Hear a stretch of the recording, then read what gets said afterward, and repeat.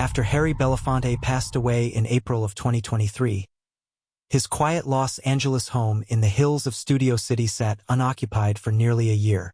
The property was modest by celebrity standards, an ivy-wrapped mid-century ranch tucked among trees, built in the 1950s and barely updated since. Though Belafonte had spent more of his later years in New York, this house had been a retreat, a quiet place of reflection, especially after his wife passed. In October of 2024, it was purchased by a young couple from Oregon, Jared and Natalie Whitman. He was a documentary filmmaker, she a part-time voice coach. They were drawn to the house not by its history, but by the stillness of the property and its warm bones teak paneling, original fixtures, and Harry's old piano still in the corner of the living room. They moved in by early November.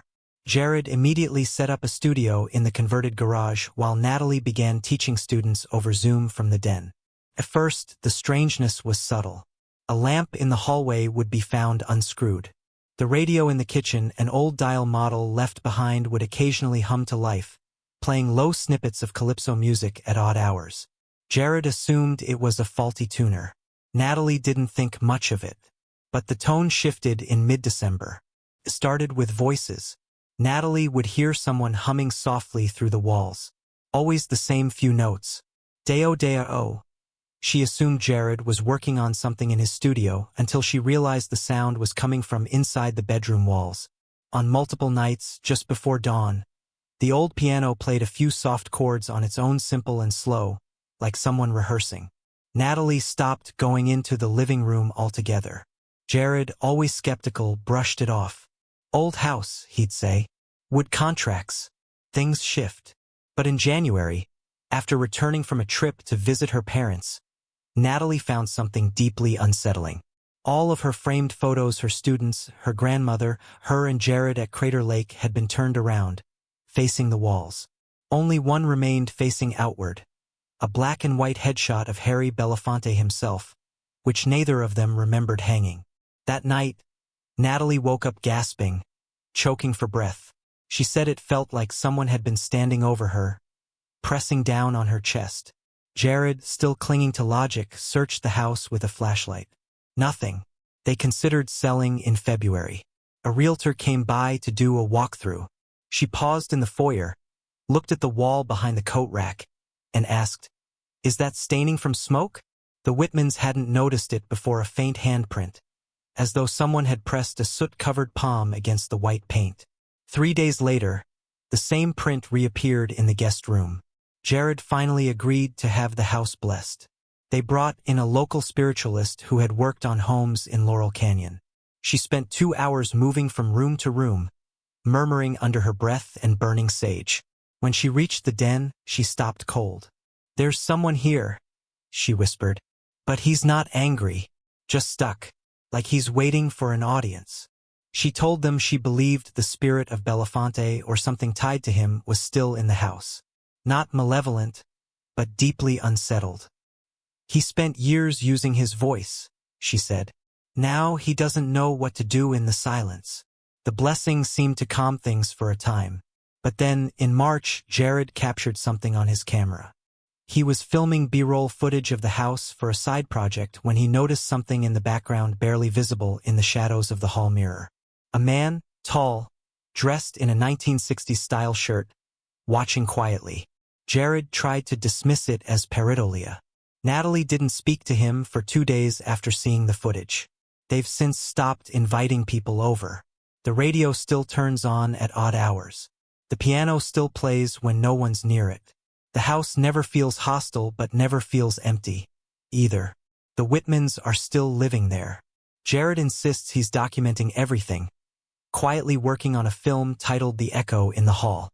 Natalie teaches now only in the mornings. She says it's safest then. But every once in a while, just after dusk, the two of them hear it again. A voice, soft, warm, rich with time and rhythm, singing just a line or two into the empty evening. "Come, Mr. Tallyman, tally me banana."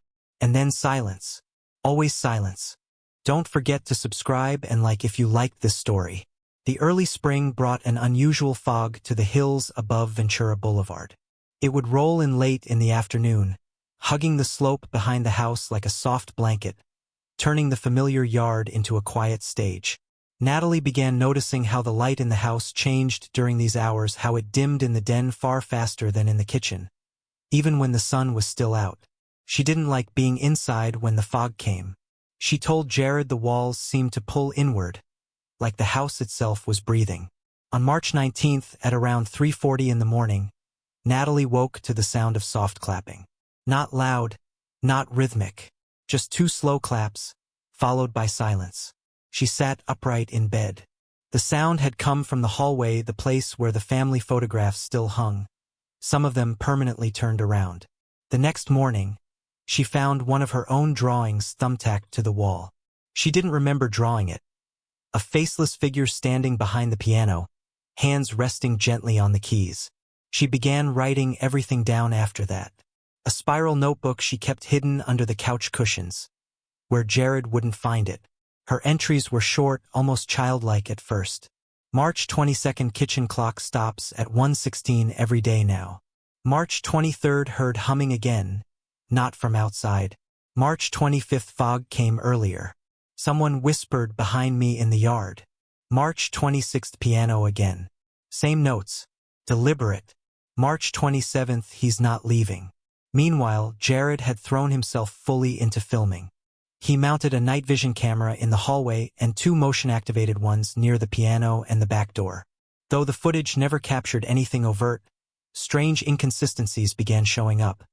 The hallway footage would jitter slightly, skipping 3 or 4 frames every time the old clock struck 1:16. Sometimes a thin strand of sound, not static, but something almost vocal, would flicker through the background, especially near the piano. Jared slowed one of these clips down by 800%. When he played it back, there was what sounded like a voice. Just 2 words. I'm waiting. It was around this time they began to argue more often. Natalie grew withdrawn. Jared insisted they were close to understanding something. It's not just a haunting, he said, pacing the living room one night while she watched him from the hallway. It's like he's recording again, like he's trying to perform through the walls, through the floorboards. He wants someone to hear him. But why us? She asked. Why this house? Jared didn't answer. He just kept looking at the piano. One night, after a particularly heavy fog had settled in, Natalie decided to sleep in the guest room. Jared had been up late, editing the footage. Around 2 a.m., she heard the unmistakable sound of someone moving upstairs. The problem was there was no upstairs. The house was 1 level, always had been. The steps were deliberate, dragging slightly between each one. She lay in bed, frozen, eyes fixed on the ceiling. Then the humming started again. Low, melancholy, like a lullaby sung in a tired voice. When she awoke, it was daylight. The house was quiet.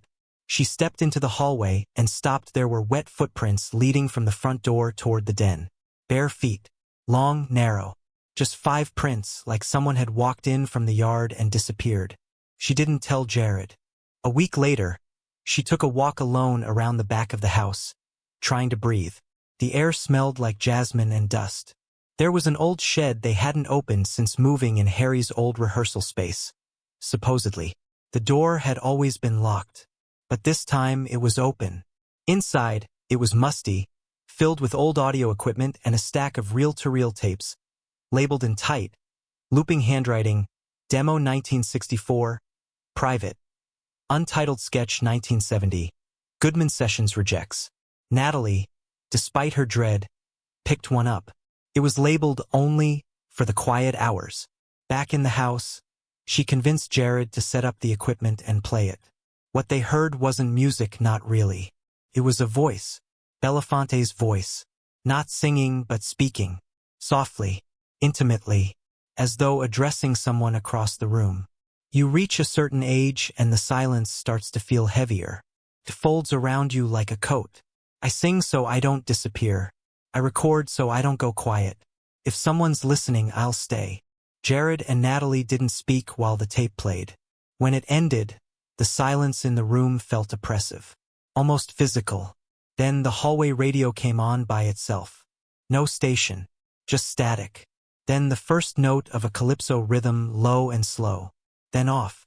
Natalie began crying quietly. Jared didn't move for a long time. The next morning, the piano was moved. Neither of them had touched it. It now faced the hallway, as if waiting for someone to return and finish a song. The days following the tape playback were eerily quiet. No radio, no piano, no footsteps, the kind of silence that wasn't calming, it was charged. The house seemed to hold its breath. Even the birds around the property, usually chattering jays and the occasional hoot of a dove, were absent. Natalie noticed it first. She stood in the backyard one morning with her coffee and realized she couldn't hear anything beyond the soft whir of the wind in the sycamores. Not a car, not a dog, not even a plane overhead. Just that wide, padded hush. It was unnerving. Inside, the house remained just as it had the day they played the tape, except for the piano, which had shifted in the night. It now sat just a few feet closer to the hallway, turned slightly toward the bedrooms, as if someone had dragged it carefully, inch by inch. Jared denied touching it. Natalie believed him. The floor beneath the legs bore faint scratches, fresh ones. For the first time in months, Natalie left the house alone. She drove toward Ventura, ended up sitting in the parking lot of a used bookstore, staring through the windshield for almost an hour. She didn't go inside. She just needed the noise, the hum of traffic, the voices drifting from the bus stop, the presence of life. Jared stayed home. He set up new microphones around the house, one hidden inside the piano itself, another clipped to a lamp near the hallway, and two in the den. He had grown thin, unshaven.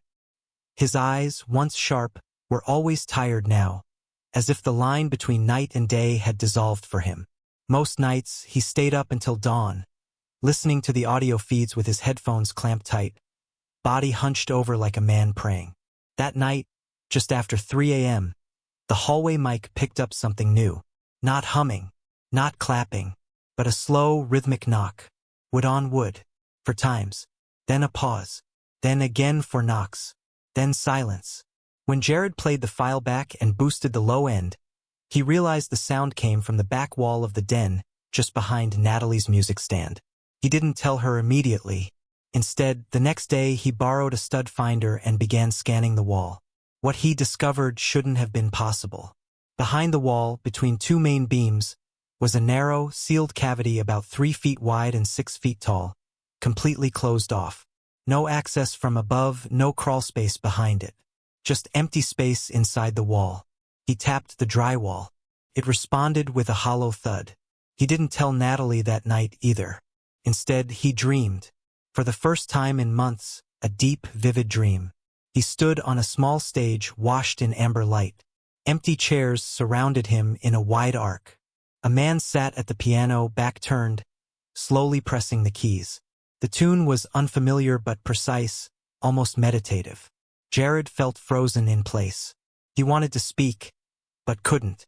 The man turned halfway, revealing only a profile, strong, tired eyes, the edge of a smile, and a streak of silver hair curling above one temple. He said nothing, just watched Jared. Then the lights dimmed, and Jared woke up gasping.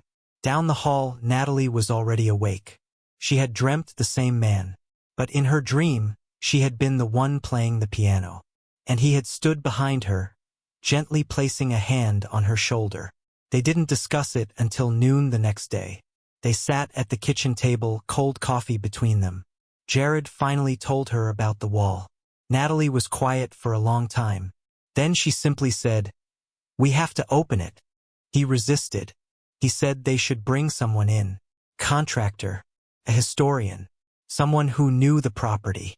But Natalie didn't want more people involved. She didn't want to share whatever this was. The fear had dulled, somehow replaced by something stranger. Curiosity, maybe, or the feeling that they were being asked, not threatened to listen. They waited until nightfall. At 8:14 p.m., Jared cut into the drywall. It was slow, careful work. He used a box cutter first, then a small oscillating saw. Dust filled the air. The smell that emerged was stale, but not rotten. A dry, time-worn scent like books or sealed trunks. Behind the wall, they found exactly what Jared had expected and more. An old wooden stool. a tall mic stand, bent at the top, and a narrow metal filing cabinet, sealed shut with what looked like piano wire wrapped tightly across the handles. There were deep scuff marks on the floor of the cavity, crescent-shaped, like the soles of shoes worn thin over years of shifting weight. Someone had stood here, a long time, often. Above the cabinet, etched faintly into the inner wall, was a message. Voice is memory. Memory is song. Leave it open. Natalie reached for the wire. Jared grabbed her wrist, gently. Not yet, he whispered. They sealed the hole back temporarily, left everything inside. Neither could explain why, only that it felt wrong to disturb what was there too soon. Like interrupting a man in the middle of his final rehearsal. Since that night, things have shifted again in the house. The humming returned, but softer, slower, always at dusk. The piano hasn't moved again, but once, when Natalie ran her fingers across the keys absently, it produced a single, perfect chord in a different key than she played. She said it felt like playing a duet with someone invisible. Jared continues to review the tapes, but now he's not listening for proof. He's listening for continuation, for a voice trying to finish something it began decades ago. And somewhere deep in the wall, in that narrow, forgotten chamber, they believe the silence is only temporary. It's waiting for a cue, and they're afraid they might be the only ones who can give it. It was late April when the fog stopped rolling in. One morning, Natalie stepped onto the back patio and realized she could see the horizon line again, clear, blue, sharp as a blade. The trees stood still in the early light, their leaves dry and silent, as if whatever had stirred in the wind for the past few months had finally gone quiet. But the quiet wasn't peace. Inside, the house had grown tense. It wasn't the silence of rest, it was the hush before something fell. The floorboards seemed tighter underfoot, as though the beams had curled inward. The old piano no longer played on its own. The radio hadn't come on in 2 weeks. Even the strange recordings Jared had become obsessed with had dried up. It was as though the house was waiting. They both knew it. That sealed cavity behind the den wall became the center of their attention. Neither Jared nor Natalie could pass that stretch of drywall without looking, without stopping, without feeling the weight of something pressing gently from the other side. By May, Natalie had started talking to it. Not constantly, just little things. A greeting in the morning. A thank you if the lights stopped flickering. A good night before heading to bed. She didn't know what else to do. It felt like there was someone there, not watching, but present, aware, always just beyond the boundary of sound. Jared finally stopped pretending this was about a film. One night, he sat on the living room floor surrounded by tape reels, his laptop open to an audio waveform frozen mid-spike. He looked up at Natalie and said, "It's not his voice anymore. It's someone else's." She didn't understand. He played the clip. A short section, no more than 12 seconds. A whisper layered over music barely audible, buried deep. It wasn't Harry. It was a woman. Soft, emotional, familiar. It was Natalie's voice. She staggered back, cold spreading over her shoulders. "That's impossible." He nodded. The recording was dated 3 days prior, April 17th. That morning, Natalie had been alone in the house while Jared ran errands. She had sat at the piano and played an old warm-up tune she sometimes used with students. Nothing special. But there, buried beneath the keys, was her whisper, "I hear you now. It's okay." She didn't remember saying it. That night, Jared made a decision. One final act. He would open the cabinet. Natalie didn't protest. They didn't tell anyone. They turned off their phones. At 11:08 p.m., with the house dark and the windows open to the cool air, Jared removed the drywall again. Peeled back easily this time, as if the house wanted it open, as if it had been waiting. The air in the cavity was warmer than it should have been. Not hot, but alive, like breath. The piano wire wrapped around the filing cabinet was rusted and stiff, but it slid away with surprising ease. The handles gave a soft creak as Jared pulled them open. Inside were a dozen old tapes, all unmarked, just spools of brown magnetic ribbon and white plastic reels. No dates, no names, Natalie reached for the first one. The moment she touched it, the radio turned on by itself. The song was unmistakable. Harry Belafonte's voice clear, strong, and ringing with that unmistakable vibrato filled the hallway. "Come back, Liza. Come back, girl. Wipe the tears from your eye." They both froze. The sound didn't come from the radio alone. It echoed inside the walls, traveled through the vents, and poured gently from the piano itself, its closed lid vibrating slightly, as if from a speaker hidden inside. It was a performance. Live, full, radiating from within the bones of the house. Jared hit record on his equipment without speaking. Natalie stood in the middle of the hallway, hands trembling, tears tracking down her face. "This is it," she whispered. "He's finishing it." The entire house filled with music, not just sound, but resonance. It made the wood warm beneath their feet, made the curtains sway ever so slightly. The notes seemed to bend the air, softening the harsh edges of everything around them. And then the song began to fade. Not abruptly, but like a man taking his final bow. The last line, a whisper again, spoken not sung, came from somewhere deep in the house. "Thank you for hearing me." Then silence. Absolute. Jared and Natalie stood there for a long time, not moving. When they finally exhaled, it felt like they had just left a theater.